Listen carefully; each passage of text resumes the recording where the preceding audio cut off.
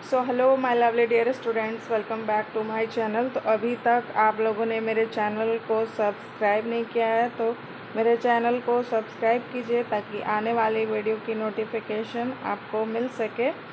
तो आइए स्टार्ट करते हैं साइंस में लाइट चैप्टर को। तो लाइट जो है एक ट्रांसवर्स वेव होता है। लाइट जो है एक ट्रांसवर्स वेव है और ये रिफ्लेक्शन के फेनोमेनल्स पे काम करता है। लाइट स्ट्रेट लाइन में ट्रैवल करता है। सेम मीडियम में अगर है लाइट तो वो स्ट्रेट लाइन में ट्रैवल करता है। हाइगेंस ने सर्वप्रथम बताया कि लाइट जो है वेव के फॉर्म में होता है। लुई डे ब्रॉगली ने ये बताया कि लाइट जो है वो पार्टिकल के फॉर्म में काम करता है। न्यूटन ने सबसे पहले ये बताया था कि जो है वो पार्टिकल के फॉर्म में काम करता है, लेकिन न्यूटन ने बाद में इस पर ज़्यादा काम नहीं किया।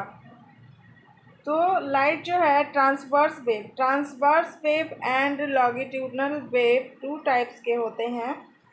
साउंड वेव होता है लॉन्गिट्यूडनल एंड लाइट वेव जो होता है वो हमारा होता है ट्रांसवर्स वेव में जो किसी पर्टिकुलर सोर्स से, जैसे हमारा टू टाइप का सोर्स होता है, luminous and non luminous source होता है टू टाइप का।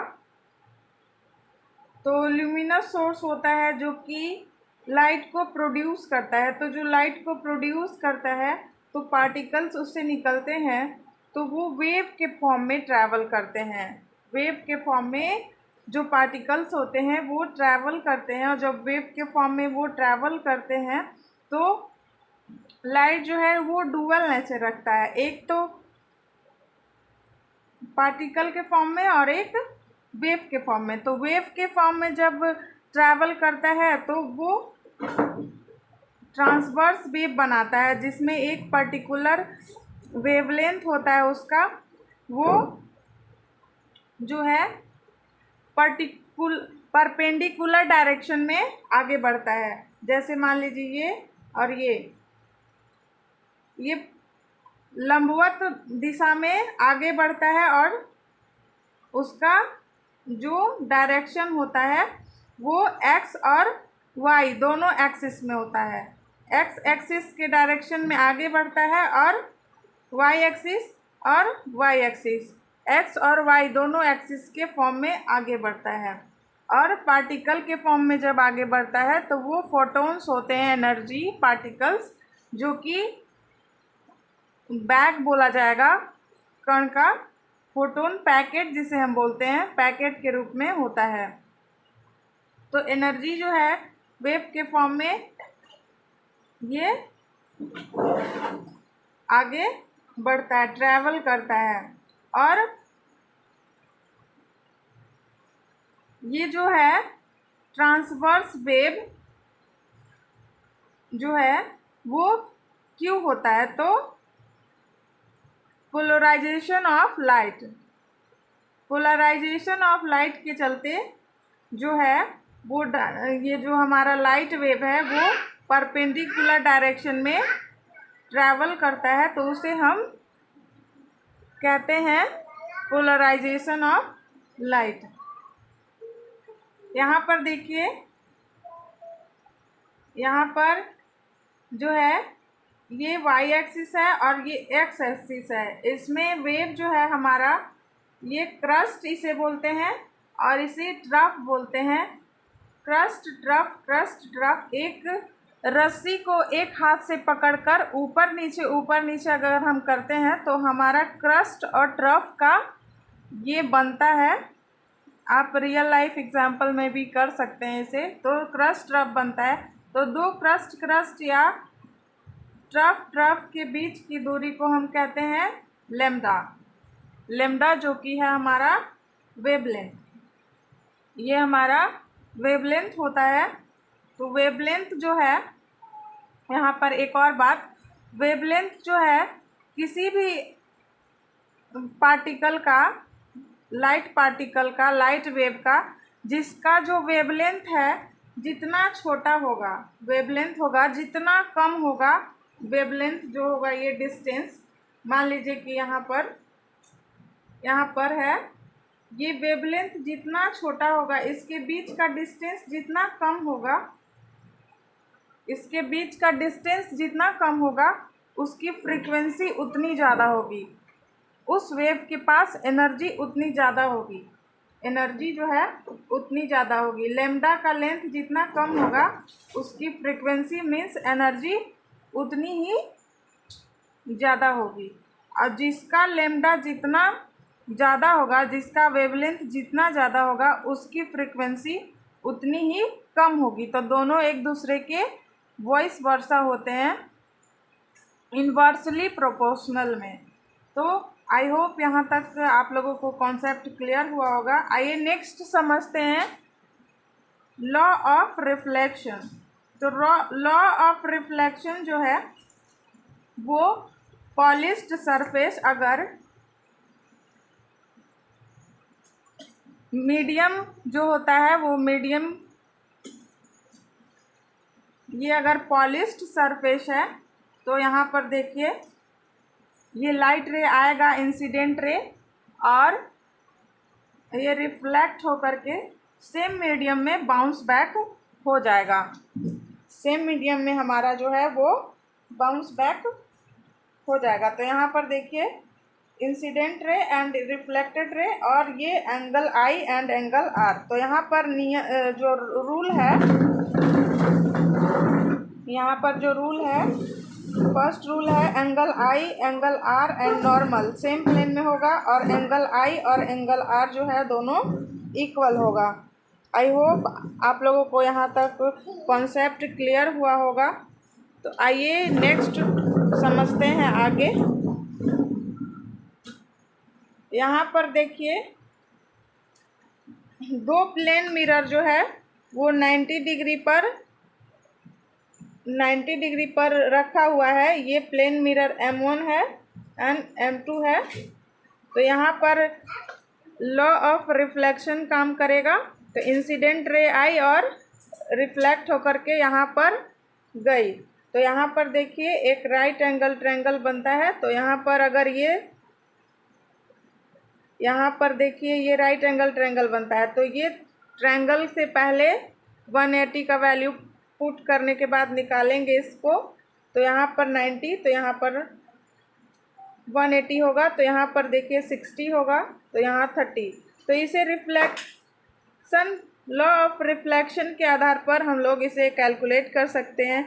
दो एंगल के बीच incident angle and reflected angle को निकाल सकते हैं। तो यहाँ पर देखिए है, यहाँ पर केस 1 है 2 पर ये प्लेन मिरर 90 डिग्री के केस में, और जब दो प्लेन मिरर पैरेलल हो तब नंबर ऑफ इमेज। तो जब दो जो प्लेन मिरर होता है वो पैरेलल होगा तो नंबर ऑफ इमेज जो है हमारा इनफाइनाइट बनता है, क्योंकि यहाँ पर मल्टीपल टाइम्स कंटिन्यूअस रिफ्लेक्शन होता है, लगातार रिफ्लेक्शन होता है, जिससे हमारा जो है इनफाइनाइट हमारा जो है वो इमेज फॉर्म होता है, अनंत इमेज बनता है। यहाँ पर देखिए एक और रूल है, अगर कोई रे ऑफ लाइट बिना किसी एंगल के सेम मीडियम आया और बाउंस बैक हो गया, तो यहाँ पर एंगल जो है angle i is equals to angle r is equals to यहाँ पर 0 होता है, 0 डिग्री होता है। तो angle i is equals to angle r is equals to 0 degree. तो सेम जिस पाथ से आया उसी पाथ में लौट गया, तो यहाँ पर एंगल जो है 0 डिग्री हुआ। इसको डिफ्यूज के नाम से भी जाना जाता है। जिस डायरेक्शन से आई उसी डायरेक्शन में, परपेंडिकुलर डायरेक्शन में वापस लौट गई। आई होप यहाँ तक आप लोगों को क्लियर हुआ होगा। तो आइए नेक्स्ट समझते हैं।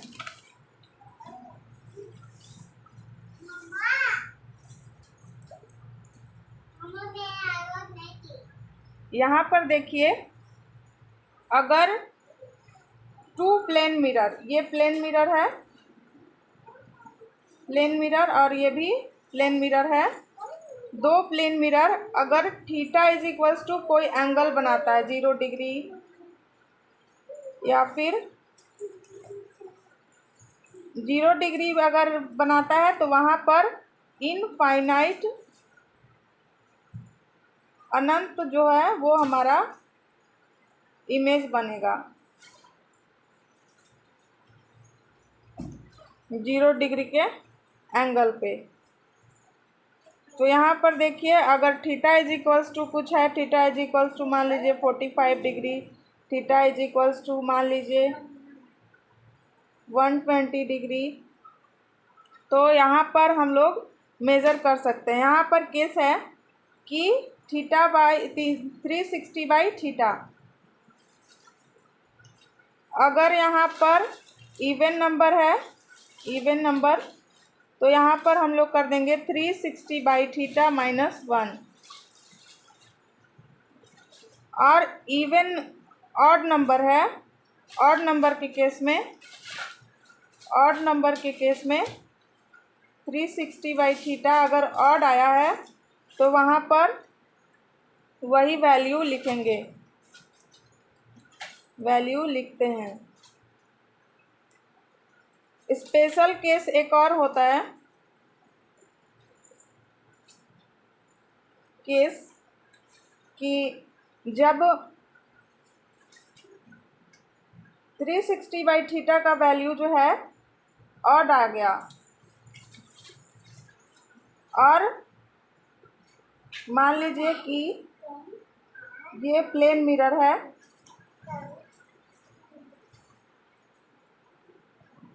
और मिरर के बीचों बीच जो है वो हमारा ऑब्जेक्ट रखा हुआ है,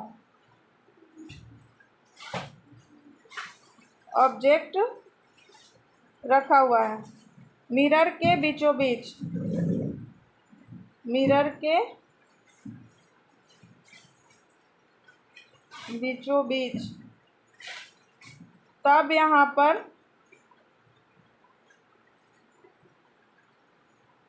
जो है हमारा इवन में भी 360 बाई थीटा -1 करेंगे। एग्जाम्पल के लिए हम लोग समझते हैं, मान लीजिए कि 360 बाई 120 डिग्री दिया हुआ, थीटा इज इक्वल्स टू, तो यहाँ पर देखिए 3 आया, तो 3 आया जो कि ऑड नंबर है, ये हमारा ऑड नंबर है। लेकिन सिमेट्री रूल से हम लोग यहाँ पर जो है m-1 कर देंगे, यानी कि 3 - 1, तो यहाँ पर हमारा 2 हो जाएगा। तो ये स्पेशल केस है जब ऑब्जेक्ट को मिरर के बीचों बीच रखा जाए और वहाँ पर थीटा एंगल जो है वो बनाता है, और वहाँ पर थीटा का वैल्यू हमारा ये ऑड नंबर आता है। तो आई होप ये कॉन्सेप्ट क्लियर हुआ होगा।